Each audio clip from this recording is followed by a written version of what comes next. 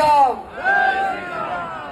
બધા ક્ષત્રિયો અને 18 વરણ જયારે અહીંયા ભેગા થયા અને એ પણ અનિરુદ્ધજીના સમર્થનમાં ત્યારે એકવાર શ્રી રામ ભગવાનનું નામ તો આમ અંદરથી નીકળવું જોઈએ.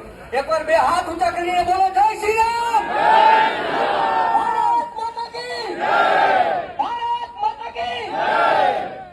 ક્ષત્રિય સમાજ સાથે બધા ક્ષત્રિય સમાજની વાત કરી પણ સાહેબ અહીંયા 18 વરણ એકો એકને બિરદાવવા જેવા છે. બીજા સમાજના જેટલા આવ્યા છે એ બધાને ક્ષત્રિયો બધા અત્યારે તાળીઓના ગણગણાટથી વધાવો સાહેબ.